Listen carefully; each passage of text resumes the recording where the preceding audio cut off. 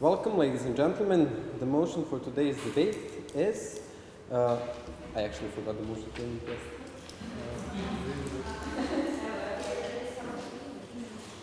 My bad. Welcome, ladies and gentlemen. The motion for today's debate is: this House believes that New Age wellness culture has done more harm than good. Representing the proposition, we have a team from Bosnia and Herzegovina, and on the opposition, we have the team from Brazil. From the proposition side, our speakers are: first speaker, Maria; second speaker, Michaela; third speaker, Andrea; reply speaker, Michaela. On the opposition side, our speakers are: first speaker, Luis; second speaker, Renata; third speaker, Vitor; and reply speaker, Renata. Each speaker will have 8 minutes to deliver their speech. The first and the last minute of each speech is considered protected time, during which points of information, the POIs, may not be offered.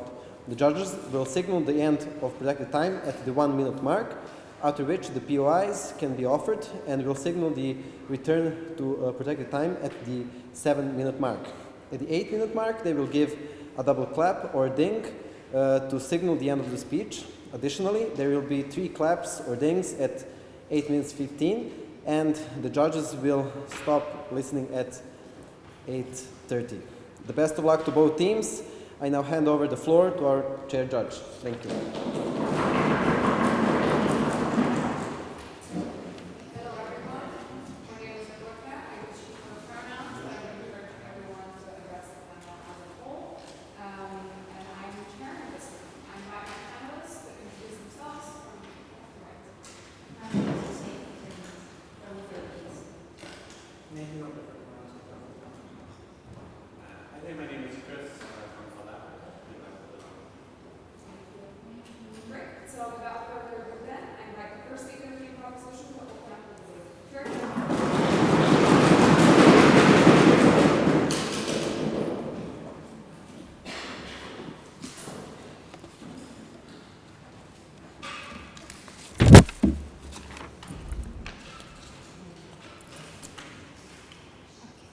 I will start my speech in 3, 2, 1.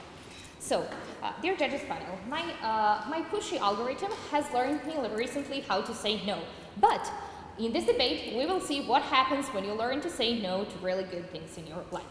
So, to start off, what we are advocating for today, and what has actually New Age wellness culture done to us. So, basically, the New Age wellness culture is promoting one-size-fits-all solution on social media, targeting easy targets, mostly youth and individuals who already struggle with any aspect of their life, coming from skincare problems to mental health problems and so on. And how we see this as harmful.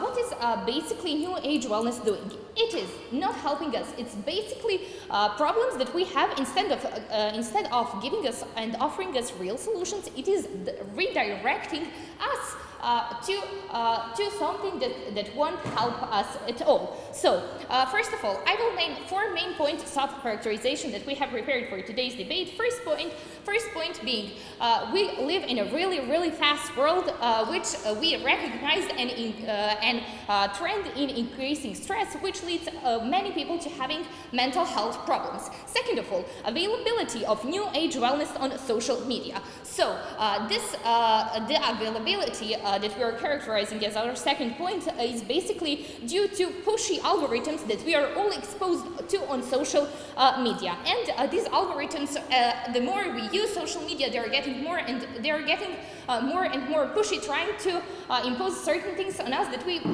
for example, don't want to see. Yes, thank you. People don't live exclusively on social media. What are the other ways that this narrative is passed to individuals? Thank you so much for this POI. But the New Age wellness culture is being the most prominent and prevalent on social media. And this problem is mainly concerned with people who are exposed to New Age wellness culture. And people who are not using social media are not our main concern in today's debate. Then, third trend of characterization that we recognize is growing anti-traditional medicine sentiment, And what we consider under this, traditional medicine is a regular medicine where you have a need to go to the regular doctor. And today we are exposed to alternative idea which is more available, but we will prove you how it is not more effective than regular medicine. And the fourth point of our characterization is that due to previously three that we have named, many more people have idea that they can take care of themselves by themselves, and which will be more explained through our arguments. We have our argumentation line that consists of three main arguments. First of them being mistrust in healthcare professionals. Second one being one-size-fits-all solution. And the third one being isolation from society. By these three arguments that we have, we will prove, me and my second speaker will prove you how this new age wellness culture has done more harm than good. Starting off with our first argument being a mistrust in healthcare professionals. What has this new age wellness culture done to us? So, first of all, it is not solving issues. It has brought us to not solving issues on time. If you're a user of social media and you see, for example, you have a certain problem, and then you see on social media that someone was, for example, helped. If you have a problem with your skin and you see that someone on social media was helped by a certain product, and then you try to use it, but it's not working to you, but many influencers on the internet are using that, and then you want to try it, but you see that it is not giving you a solution, but everybody else is using it, so you're also using it. And instead of going to doctor, since you have a skin problem, you're using a certain product offered to you on the internet, and then you're not solving this problem, and then you're not solving your issue, which, no thank you, which you could have solved much earlier if you took real professional help. So the second point in this argument is that placebo effect is really serious and really harmful. How and why? Certain parts of new age wellness culture are, for example, crystals or alternative medicine, which mainly are based on placebo effect. And you can say placebo effect is not harmful to you at all. It's not doing anything, so you're fine. No, the problem here is it's not doing anything, and we're saying you that it is harmful that it is not doing anything. How? If your problem is not, since it is a problem, it should have been solved. But if it's not being solved, it then will grow into much bigger problem, which you later won't be able to save. But at the beginning, you could have probably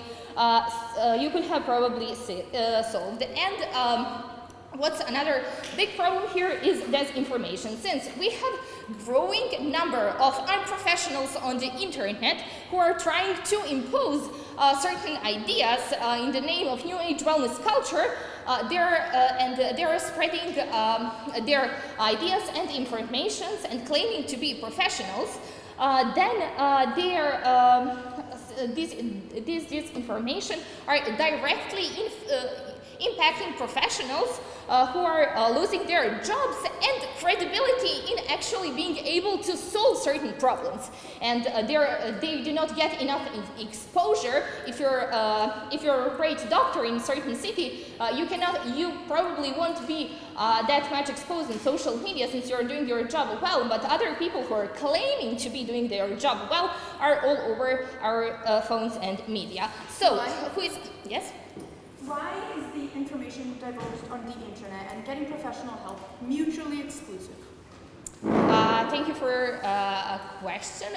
Getting information on social media by unprofessionals can be truly harmful to you, as I proved previously in my speech.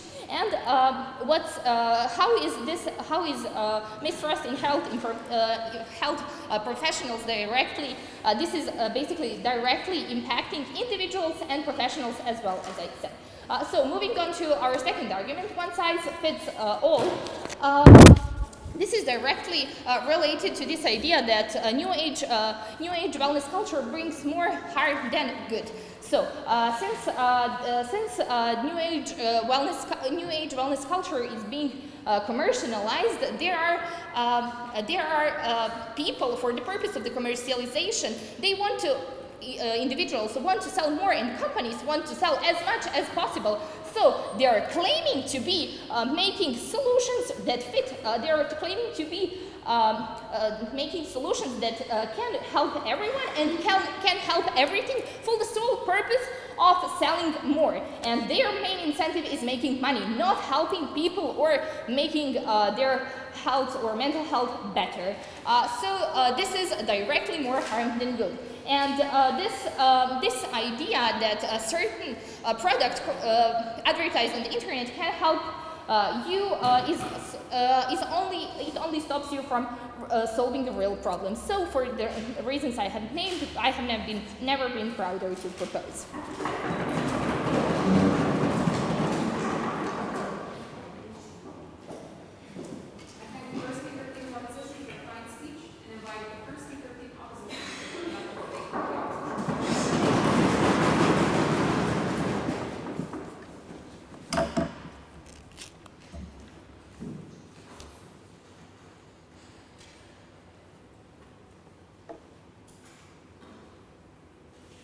My speech starts in my first word.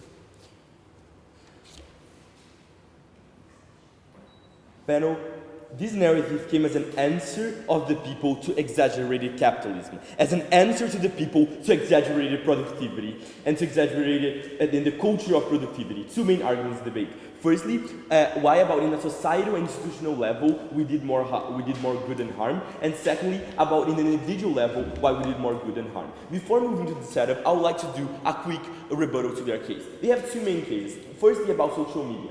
Note how contradictory their case is. They try to portray to me that mental health is only a problem in social media because of this culture. We believe that social media will continue to have mental health problems even if we didn't have the wellness culture. People will continue to compare themselves even if the wellness culture doesn't exist. I can still post a photo of myself, people will still probably compare with myself.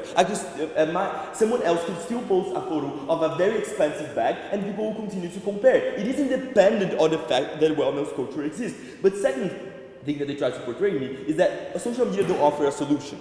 Actually, I disagree. Actually, I think that myself, every single day I watch skincare TikTok videos that teach how to do better skincare. More than that, every single day I watch videos that men who also use makeup, and they teach how men can also do makeup because that's also related to wellness. But even if they didn't offer a solution, and here's their whole point about why they did more harm than good, is that because it is commercialized. Note that I prefer a world where industry still tries to commercialize something that is for the wellness, for the health of people, instead where the industry tries to commercialize something that is totally bad for the health of people. At least they are trying in our side of the health. And secondly, about anti-traditional medicine. I think that their side think that our side is totally uninformed. I don't think that in our side, when we have the illness, people are totally uninformed. They continue to use medicine that is useful. It's not like they are going to have a cancer and not treat themselves just because the wellness culture exists. Now, moving to our piece of setup. We think that since the end of the World War, capitalism grew as a system that with the end goal of generating money and more money and more money in the detriment and in the cost of the individual, has grown as this system that wanted to create more money at the cost of the individual. What are the implications of that? We believe that we have long working hours. We believe that we have a lot of people who choose their work in detriment of their well-being. We think that we have people who work for 12 hours that doesn't sleep, doesn't eat, because they need to work in order to generate money. Not necessarily for themselves, but also for an industry, for a whole capitalist society. So, how does this narrative actually look like? I promise this isn't a communist case. I think that it looks like that inside a capitalist society, the individuals won't forget about themselves. The individuals still have the well-being as a top priority instead of prioritizing work in detriment of your well-being. People don't have time to also think about themselves, to also think about how they are looking like, how their mental health is. So we think that this looks like three things. Firstly, on physical health. Now, we are promoting doing physical exercises more. Now, people are doing yoga every single day because now there are apps for people to do yoga. Now, people walk to work instead of taking a car. Now, people take a bicycle because this culture is in society as a whole instead of taking a car. Now, people eat better things because this culture is in society as a whole. But secondly, it's also about mental health. Now, people value therapy more. People go to therapy and therapy is accepted. Now, we have therapy at schools. Now, you're able to take a break on social media because the well-being culture is being passed. But thirdly, we think it's also about self-esteem. It's also about people who gives you tips about passing sunscreen every morning. That you need to have a time for you to be able to take care of yourself.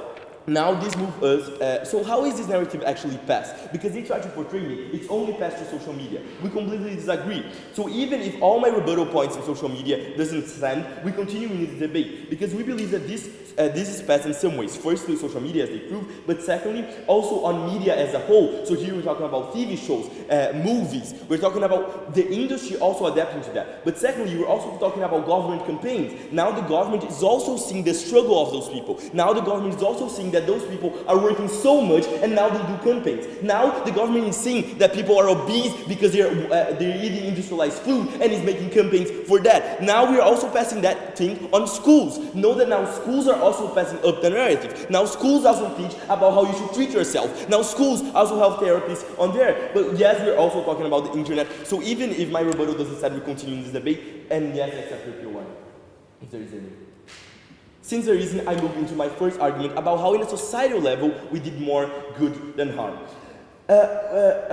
Some things. Firstly, on the mental health thing.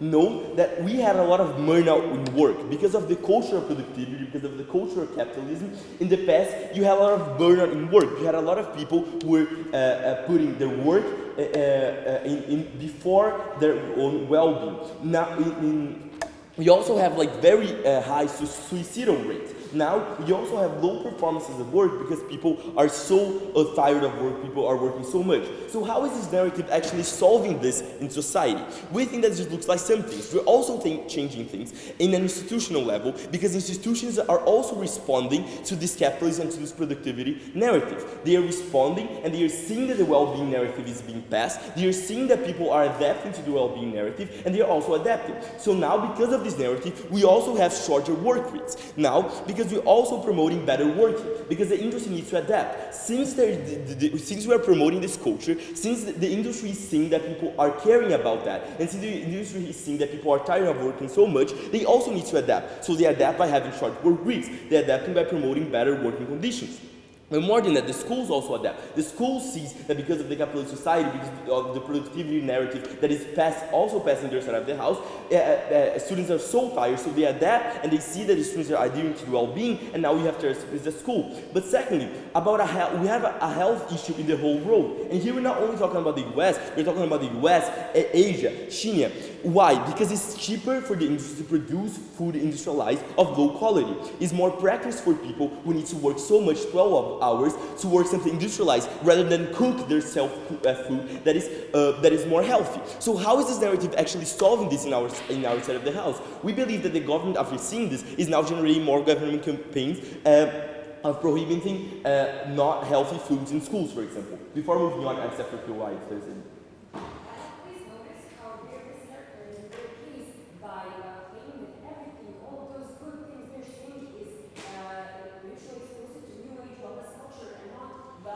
Panel, even if they are not mutually exclusive, we still discuss them more in our side of the house. When this narrative is more relevant, when this narrative actually exists, we are able to discuss those things more. They could still have more people doing therapy, but now when you have this narrative in society, and when people accept more this narrative, now it's okay to go to the therapist, and it's not a taboo anymore. Now when you have more of this narrative, you obligate the companies to adapt to that. You obligate the companies to be able to have shorter working hours because they see that people are adapting to that. That wouldn't happen in their side of the house. Some companies in their side of the house might have adapted to that, but not a lot and not at least as many as in our side of the house. And we think that this is way more important because every single company that adapts to that, every single school that adapts to that, do a lot of difference. Do a difference in the mental health of people who are suiciding because they are tired of working, they are tired of making school. we do a difference in the health of people. Now people are also less obese, people are better with their self-esteem, and within this, every single school that, every single company that we're able to better do that, we are also winning this debate because this is very important, and that's why I'm so proud to oppose.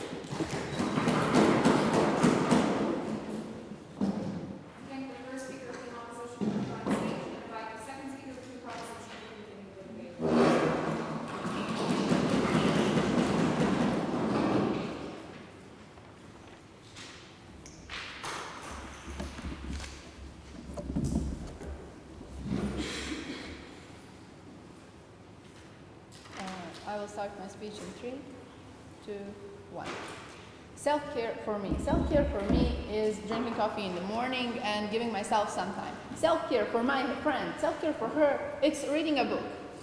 Self-care for my another friend is not at all reading a book, it's stressful for her. She doesn't like that. Self-care for her is taking some time, sitting, knitting maybe, doing some creative activity. Self-care for everybody is something else. Promoting self-care and in the way that New Age wellness culture does is promoting certain things that are claimed to help all people heal every single thing in their life.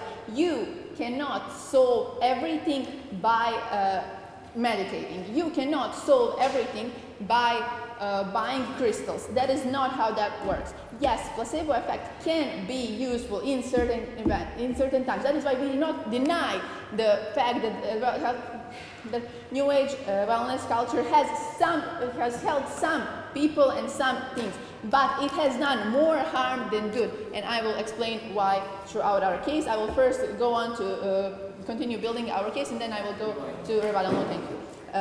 First thing, my first speaker of our team already explained very detailed our first argument, which is mistrust in healthcare professionals, and 3 things that we believe are the most important, which is that it is stopping us from solving issues on time, which means that if you have a real issue, physical health issue, that you cannot just hear somebody say you do not have to go to doctor if your stomach hurts all the time, you can just meditate. You do not have to do this, go to actual professionals, you can just, I don't know, buy some product of their own.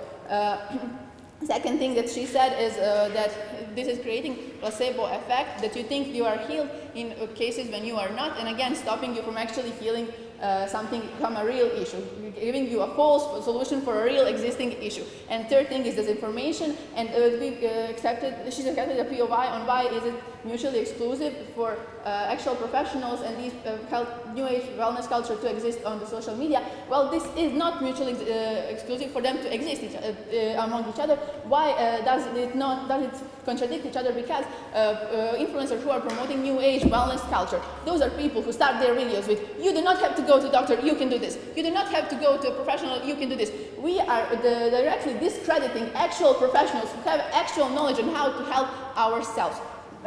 So I will now go on to more detailedly explain the second 2 arguments. Second one is one size fits all. What does this what is it about? So one size fits all. First of all, it is very easy to create one thing that is cheap. For example, you can buy some crystals and claim that they heal everything and that they can heal everybody. This is very attractive to people who want to earn quick money and who do it in an unmoral way, unethical way, no thank you. That is why it is increase in commercialization from mental health issues and other issues that people face, and it is unethical. Second thing, this is something that is stopping you from finding a good solution. They are giving you a false solution because they wanted to sell it to you. They want to make money from your solution. That is stopping you from finding an actual solution to the problem you have. The problem you have might be solved by, I don't know, going to a walk, taking a walk every day, feeling less stressful in that moment. It doesn't even have to be something expensive. It doesn't have to be a treatment, going to a doctor. It can be something completely different, but you cannot know this. You cannot find yourself through this because promoting New Age wellness culture is not promoting actually listening to yourself and to your body and finding what works for you. It is listening to some influencers talk about what works for them and them promoting something to you. Third thing is the pressure that it creates. Yes, you are comparing yourself constantly to everybody, but why would you suggest that we embrace that? This is creating a society where we believe that if we go to a doctor, I don't know, psychologist, every single week, just a second, and you do not have, for example, friends, you cannot socialize, and you go to a professional every single week, that this will heal you and this will make you socialize, and this will not make you socialize because you need to actually put yourself out there. You need to find what works for you, and when you don't, when you listen to somebody and about something that works for them, then it creates pressure on you because you think that you are unfixable, that your problems cannot be solved because three influencers showed you 3 different things that you can do and none of them work for you because you are not them. I will accept your POI now.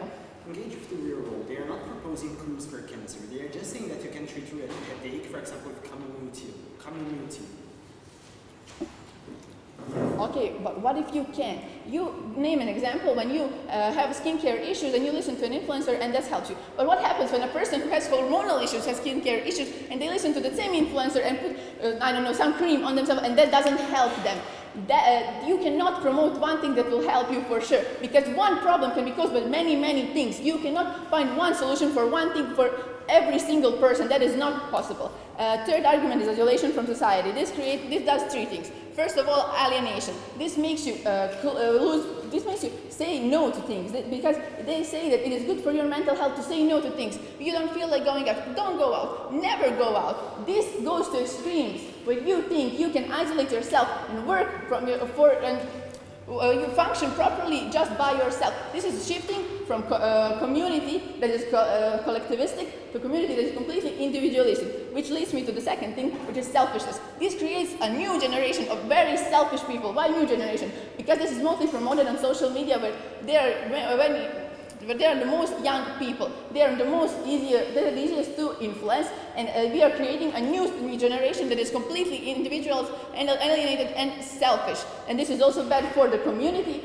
because there are actually the people who do not believe in this, who want to socialize, but they do not. They will eventually stop having people to socialize with. That will directly affect their mental health as well. The third thing is stigmatization of real problems. You can maybe go to therapy every single week, but that is supposed to stop at one point. That is supposed to help you, and that is supposed to heal you, and that is supposed to give you a way for yourself to live in your community as a part of your community. But you start having stigma around your own problems. You start to not open up to your colleagues, to people who you are on the same generation of. You lack that help and that support. Also, and I will go now to some rebuttaling. We've heard from the first speaker of the opposition that people forget about themselves because they work too much. Yes, you have to remember about yourself, but you need to find balance. You cannot solve everything by buying some candles that you like in the morning and that will help you for sure. You need to find balance. You need to find yourself, and you need to find what works for you, and you need to stop at some point. At some point, you need to be independent enough to function in a community, but also realize that you do need that community for yourself. So independent in a way that you not need to go to therapy every single week, because that obviously there are excuses to this. There are exceptions to this case, but in a way that you're independent from actual professionals and from healthcare issues, but you are dependent in a way that you do incorporate yourself in a society. Thank you.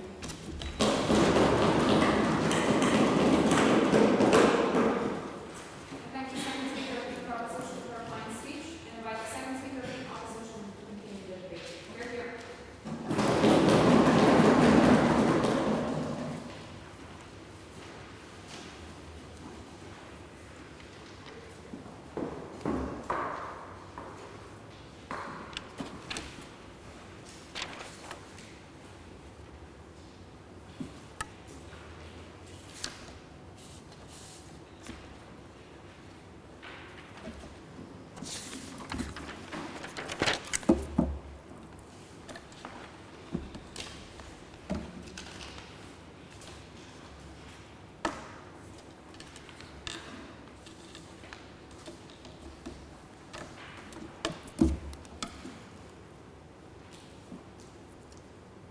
Panel, I have a very big issue with the proposition in this debate, and that is that this debate is a debate about a narrative that has come about in recent years and has changed the way that we view the world in which institutions and individuals behave.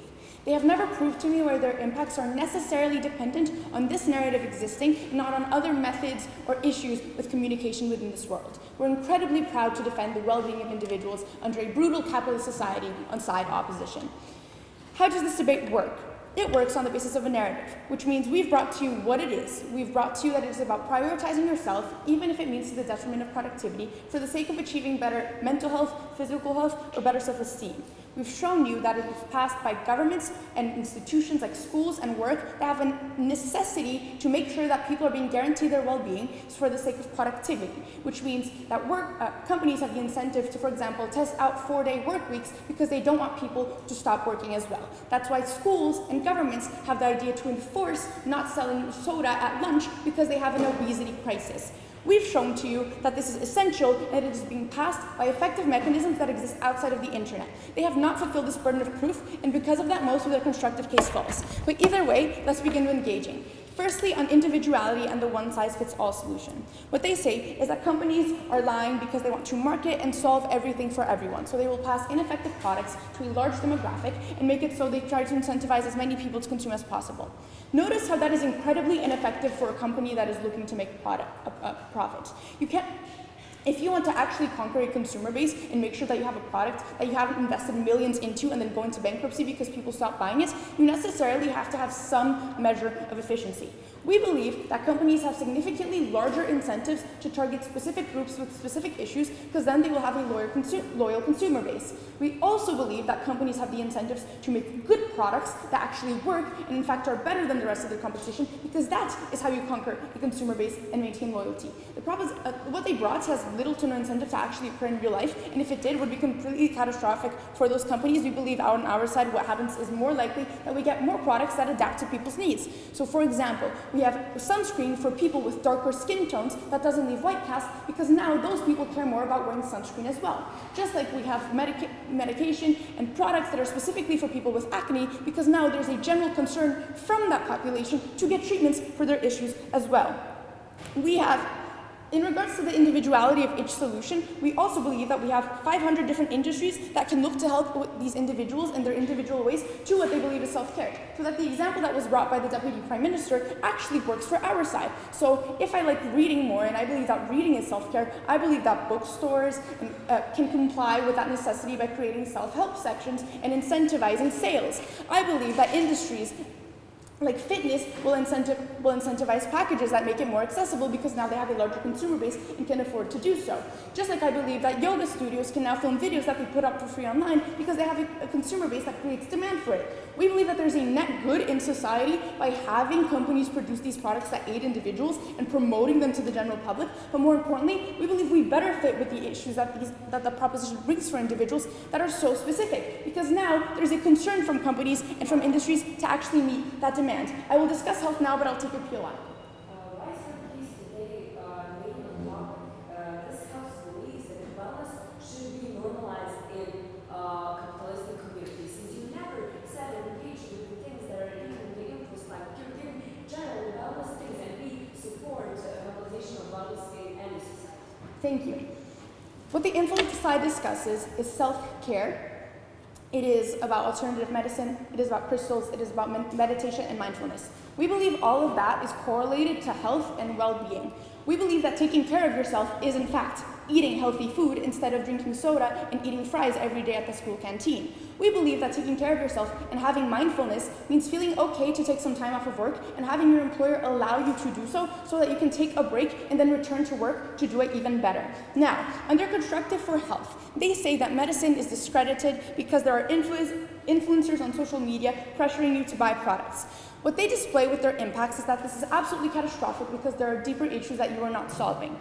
Notice that if the scenario they paint is on genuine health conditions, then influencers have actually incredibly large incentives to refrain from addressing these issues within their capacity and passing misinformation on it. Because notice how if you pass incorrect information on a medical condition that can lead to severe complications, any influencer would automatically be completely discredited, receive heinous amounts of backlash, and lose their main source of income. We don't believe influencers are going to be discussing health conditions. We've told you, we think they're going to be giving general advice on how they keep themselves a bit happier and a bit healthier every single day. We think we're going to have influencers discussing the yoga positions they do for 5 minutes every morning before heading to work, or the meditation sequence they do after coming home from work. Notice how this isn't detrimental to anyone's health, you're still helping individuals. But what they say is that you're engaging with things that cause a placebo effect and doesn't actually solve issues.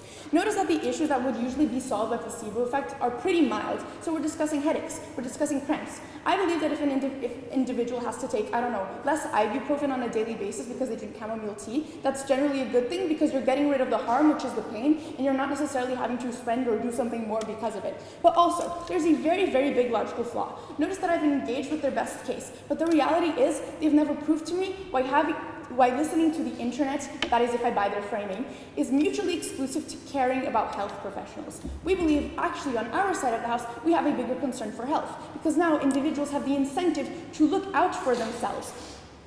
Because now governments have the incentive to make healthcare more accessible to deal with the increasing obesity crisis. Because now we have individuals who think, wow, I have a headache. I shouldn't just continue working. I should perhaps call a doctor. We believe they have a huge burden of proof on their side of the house if you'd like to buy this argument panel. But lastly, on our second constructive, we believe that we better meet the well-being of the individual in regards to more goods than harms. Three main mechanisms for this. Firstly, you have significantly less guilt when you are taking time out of your work and your productivity in order to take care of yourself. This means that when you're at work and you have a headache, you can feel less pressured by the rest of the people and you feel less compliable when you go step out to breathe for 5 minutes so that you can continue working and feel better about it. We believe that this means when you get home, instead of automatically checking your email and doing other work, you won't feel guilty about taking a shower and meditating for a bit. This means that you are more likely to engage in positive behaviors because you don't feel badly about them. But we also believe that second mechanism, this means people are encouraged to do better choices, and these better choices are also more accessible to them. We've already explained to you why the market will comply with this, and they have incentives to actually provide accessible and effective products to a large majority of the population that benefit their health. But more importantly, we believe that individuals now are encouraged to care more about their health. So not only are you on an institutional level, as brought by our first constructive, at school forced to make better choices because now you can't have soda anymore, but also on an individual level, instead of ordering takeout, you think you can take time off for yourself and cook for a bit and eat substantially healthier food because of it. We believe that this is a better choice that betters the health of the rest of the population. But thirdly, we believe that we have more societal acceptance and support. Notice that this directly engages with their third constructive. We believe that people around you are now not going to shame you for not being as productive to take care of yourself because they themselves want to take care of themselves. We believe that people around you are more likely to support you in taking care of yourself because it's not seen as being weak. It's seen as actually having self-care and complying with the narrative. We believe it is only on-side opposition that you are actually providing individuals solutions to such pertinent issues in their everyday lives. Incredibly proud to oppose.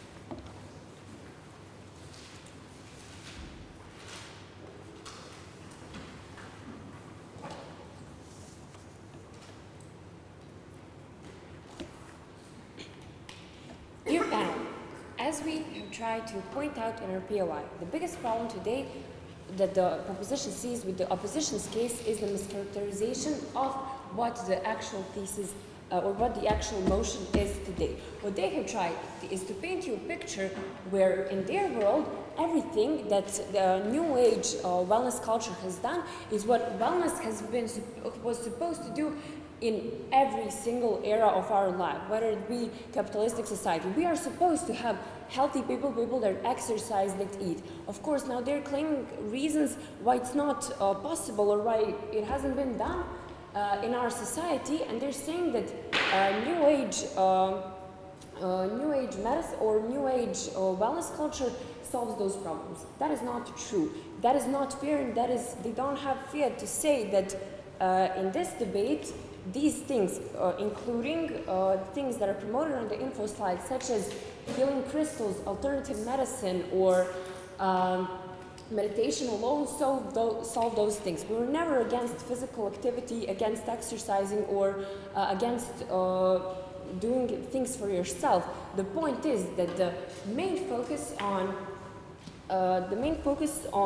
putting the main focus on self-improvement and self-development doesn't give you those things exactly in this new age. Now, the biggest clash today was the characterization of self-care, because what are we saying? We're saying that it promotes one size fits all. It doesn't promote that every person should be doing what's best for themselves. What that would be is each person finding out what's best for himself, but by trying different things. When you're pushing the narrative that we've said is through social media, that is not possible. If you're seeing that all of those people are waking up at 5 a.m., meditating for half an hour, then taking that specific tea to help them with their problems, then they're going to take their healing crystals, and that is going to solve their anxiety, their problems at work, and other things that we do agree with the proposition are the problems of today's case. They're not. They're actually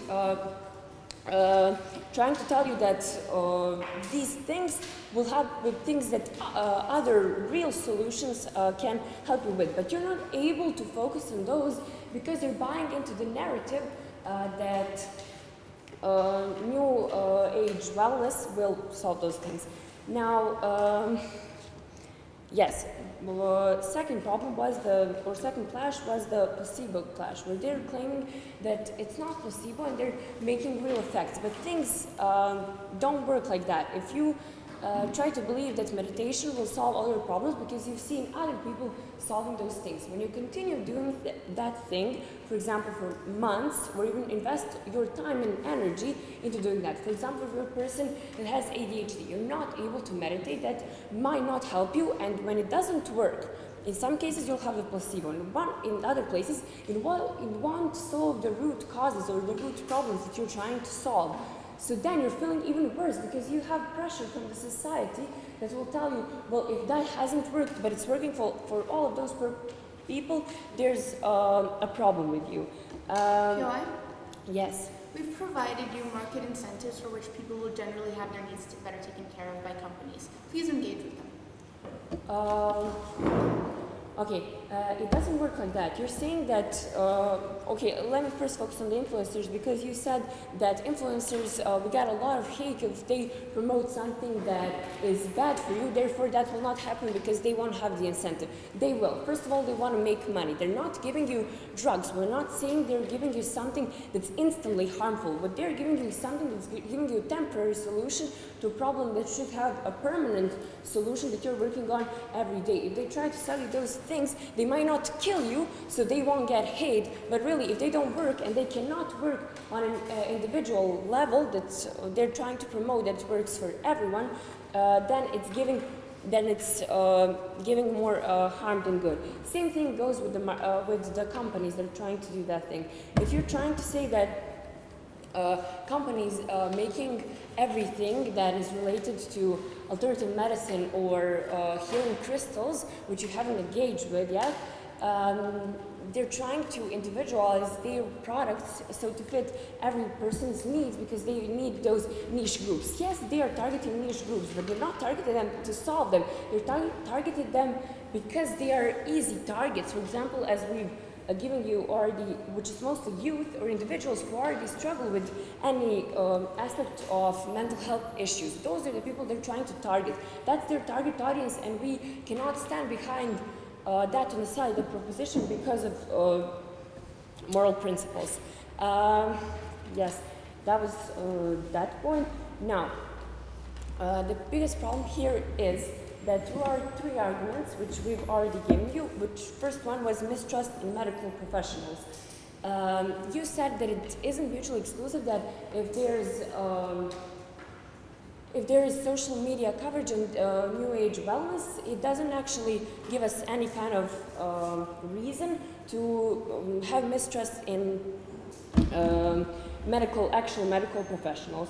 Now, why is this directly a consequence of this New Age wellness culture? Because approaches and statements provided by traditional medicine and New Age wellness culture are directly contradicting. For example, in example of mental health, traditional medicine suggests psychologists, which you're trying to claim are exactly your point, but it's not. What these things that are, for example, provided on the info slide are saying meditation, mindfulness, and other things. They're saying they can solve a majority of issues by just doing those things yourself, focusing on self-improvement and self-care by doing those things. Not saying that you go to a therapist. Okay, in those days it might be more accessible and more easy to go to therapists, but then we've given you analysis in the second speech why it's a problem to over-exaggerate that problem and go into saying you need weekly sessions with a therapist for the rest of your life, because that's the only way to deal with everyday things. You're giving us two problems, and this culture is not giving us an example, a solution that's in the middle. Now, this culture provides a quick fix for you. You immediately feel better, but most importantly, you temporarily feel better. People choose this culture to get a temporary fix and lose trust in traditional medicine because it provides more analysis. Now, we're not talking about cancer. That was never the point. We're talking about issues that were brought up by your side that say that this is a fast, or we also said this is a fast world, and we have a lot of issues that were not present before. Cancer is out of the question. Also, we gave you reasons why one-size-fits-all does not work and does not stand in this debate, which is the narrative that your side is pushing, and also our argument about isolation from society.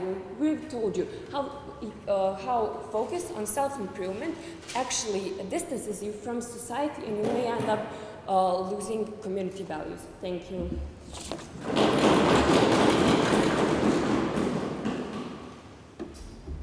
Third speaker in composition for a fine speech, and invite the third speaker in composition to continue the debate.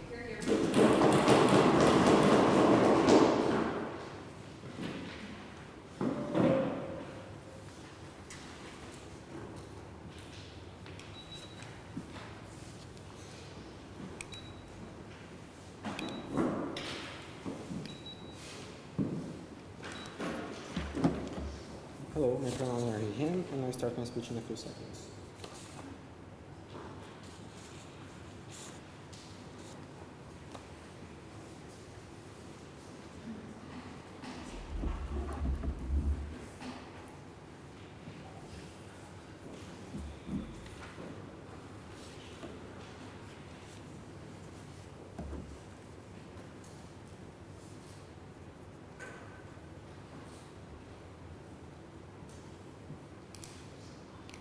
Panel proposition perceives how important it is to people care about themselves and try to blur the comparative of this debate, saying that in their side of the house, they try to take care of people as we want to do in our side of the house also. The main problem is they don't engage in our constructive how this narrative, how this culture emerged. What was the role before this comparative emerged? We're talking about a capitalist society that exists in both sides of the house, but the main comparative that they have is that they have a culture of productivity that is above all individuals. The culture that you can sacrifice yourself to be better in the world, your work. You can sacrifice yourself to make more money. You can sacrifice yourself to do everything else that society wants you to do. In our side of the house, what we bring to this population is that although we may be productive, although we live in a capitalist society, although we need to work, we need to take care of ourselves. We need to take care of our mental health. We need to take care about our physical health. We need to take care of ourselves as much more than everything that happens in society. That's what this culture brings to this debate. So what we try to do here is to say that in their side of the house, the comparative is that they are going to take care of people in a broad way and to find themselves. What happens is, This comparative, this new age culture is about actually you promoting self-care and self-improvement. It not necessarily says that you are actually trying to sell one product to do that. We actually believe that the way that this culture works is not about only influencers in the internet trying to sell a product, but even if we are talking about internet, it's also about these influencers saying that you need to take care of yourself. You need to find a hobby that you need to do in your weekend and to not do only your work. You need to do things that you want. These kind of things actually happens in our side of the house because we have a culture that promotes that kind of thing and that kind of self-care. But we don't believe that this debate is limited to internet. We actually believe that other institutions and governments promote this kind of self-care and this kind of self-improvement. For example, when governments do posters and cultures to promote, for example, people to not actually selling fries in the school or not selling soda in the schools, or actually it fights against obesity and things that people actually need to take care of themselves before they take care of their work, or when you're talking about workers that now in their own institutions, they don't need just to take care of their productivity, but also they can have, for example, 1 or 2 more days of rest because these companies now understand that this is important to these workers to also have this kind of self-care. So we believe that this is not only about internet. But now let's divide this debate in 3 classes. First about the internet, second about healthcare with medicine, and third about the guarantee of self-care. Firstly, about the internet. What they try to paint to us in this debate is that in their side of the house, what happens is, these kind of people in internet, they are going to push you to buy a lot of things that actually are harmful for you.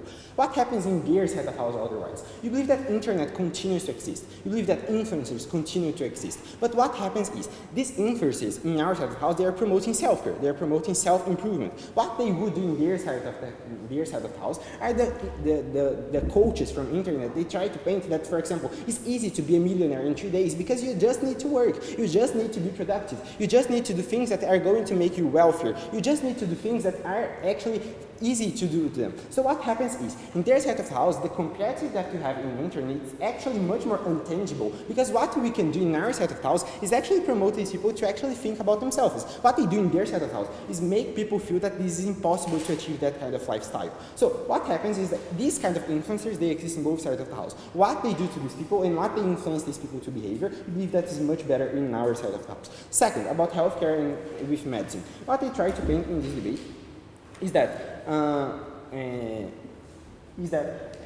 we have a lot of medicine, alternative medicine that's promoting by this kind of influences. The main problem is, we don't believe that average citizen is stupid. You see someone that using alternative medicine on the internet and you automatically do the same. We don't believe that it happens. How it actually looks like. In their best scenario, very famous influencers that have convincing power promote some kind of medicine or alternative medicine to treat problems like headache or cramps with chamomile tea or a mixture of honey, arugula, and cinnamon. We actually believe that this is the comparative that we are defending. And we believe that they have a big burden to prove why these kind of people are trying to treat like serious problems and actually giving like bad medicine to them to take.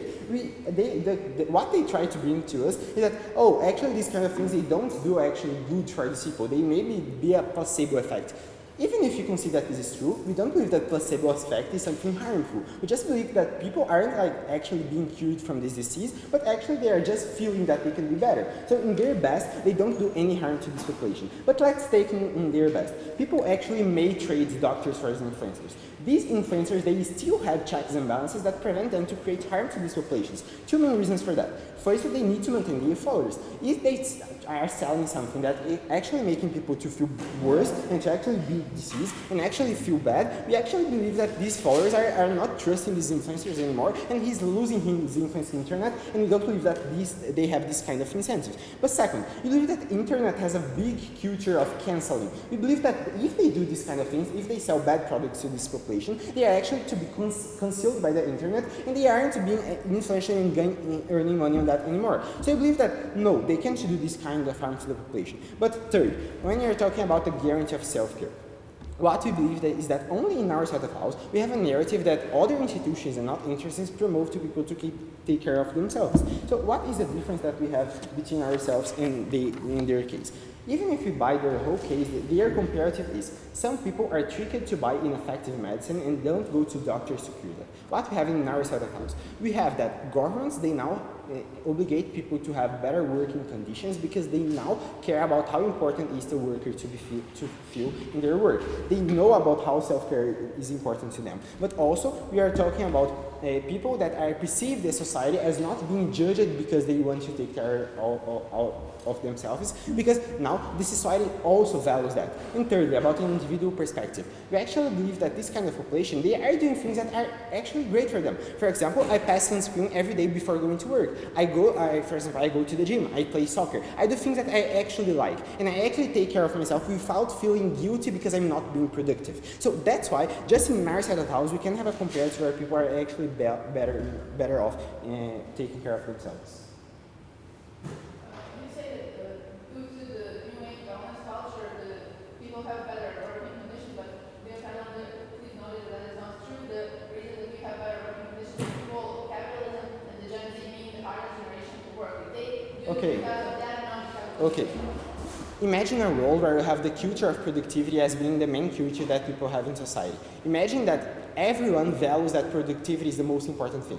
Imagine how you have to work 16 hours a day, you are actually being more productive. You are actually producing more capital to society. So governments and working institutions, they are actually promoting that. When you have an opposing culture that says that productivity is not the most important thing because you also need to take care of yourself to actually be productive, we believe that in a societal aspect you have much more incentives to create this kind of benefit to the population than in their side of the house. But even if that we believe that what they are saying is true, we actually believe that the core message of this culture continues to be self-care. Even if you have a lot of individuals that are selling different products in the internet and actually want to be profit-driven, we believe that the message that a lot of people that are in the internet and seeing like 1 million products being sold, the main core message that we receive is that they need to take care of themselves. So even if we believe that these kind of influences they're profit-driven, the message that people receive and the way that they are going to behave is actually taking care of themselves. That's why I'm so proud to post.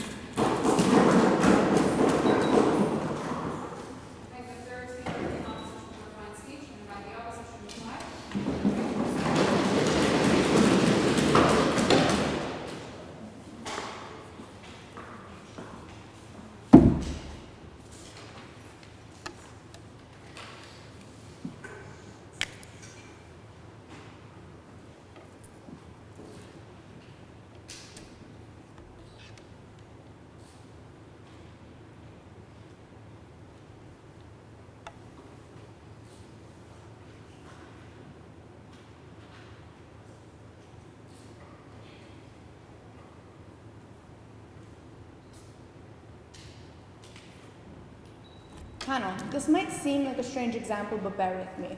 When Cristiano Ronaldo took Coca-Cola off of his table during a press conference and put water there instead, what he did was provoke a massive drop in Coca-Cola stocks because he said that he promotes a better consumption of things that are better for you and your body, that you should take care of yourself regardless of what capitalism tells you to do.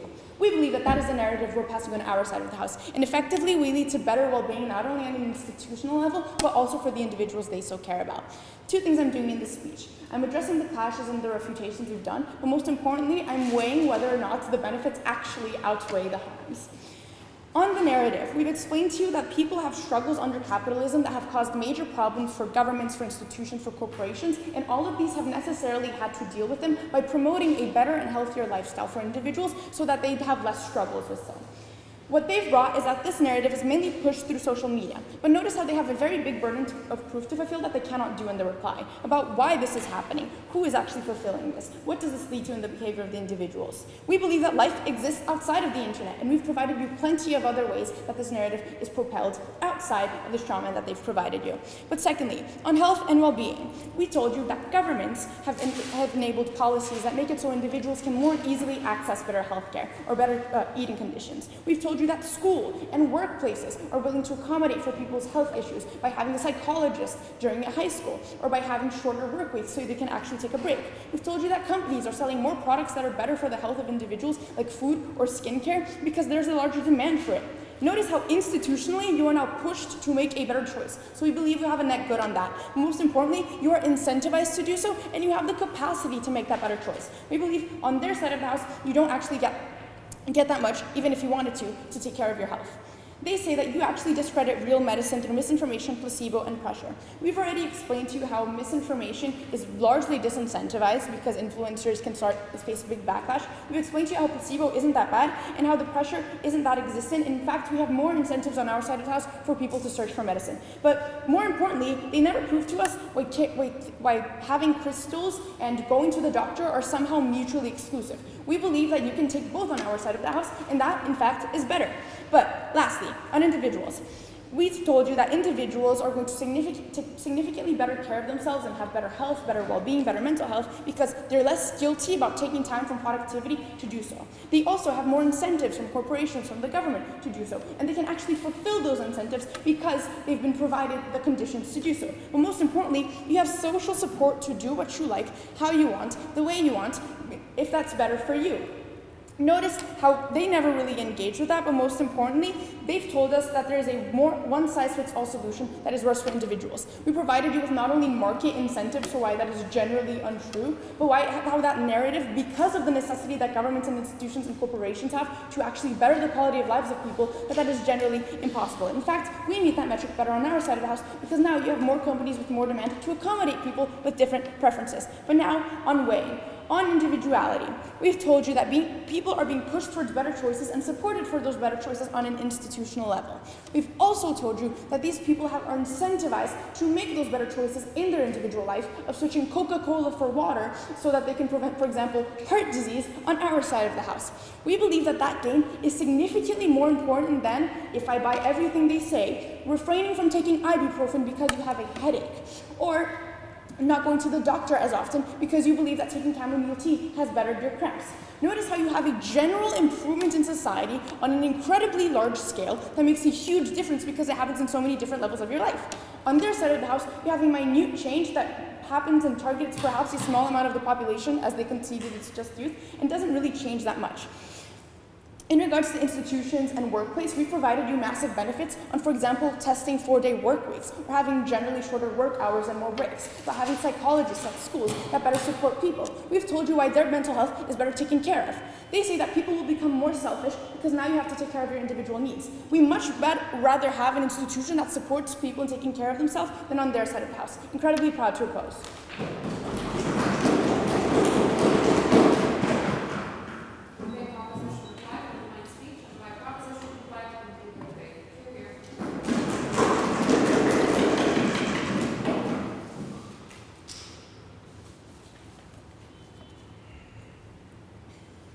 I will start my speech in 3, 2, 1. This House believes that New Age wellness culture has done more harm than good. Not might do, not will do, not could do. Has done. What has it done so far? It's made people's small problems big issues, and it's making some solving some small problems. We are telling you that people are getting worse and worse due to this. They are telling you that they're getting a little better every day. What does worse and worse mean? That means that I have a headache, and I for 2 years believe an influencer or anybody else who promotes New Age wellness culture, that going to meditation, which is not bad in its core, but if I believe that that will solve it, then I go constantly to that for 2 years and it does nothing. And then finally I decide to go to a professional and I find out I have a terminal issue that I could have solved 2 years ago if I actually found a solution that works for me and found something and listened to my body and listened to myself rather than somebody who promotes New Age wellness culture. Opposition today is being very, very superficial. They are telling you that people are not stupid and people know what they're doing and know what they are consuming. We are telling you that when somebody offers you who are desperate, who have many issues, you who are young and believe everything naive, you who need solution, that when somebody tells you that they have a quick fix for you rather than an actual solution that will take time but will help you and solve your problem, then you are more likely to opt for that quick fix. No matter of how intelligent you are, desperation makes you do things that are out of your logic. This is why we are telling you that it has done more harm than good, because there are more people who are desperate and who are young and who are naive who will fall for some things and do themselves harm, then they are actually people with small issues who will listen to this and help and get help through this. This is creating a platform for people who are desperate. This is not people who actually are quite okay and have small issues and that they can solve by themselves and by listening to somebody. That is okay, but that is not the target audience of these people. That is not who is mainly falling for this, and that is not who this is tricking, let's say.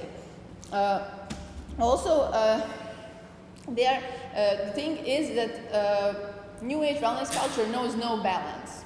You are either very, very ill and you have some horrible mental health issues and you need to go to therapy every single week, or you're okay. You don't need friends to socialize. That is okay. Nothing is wrong with you.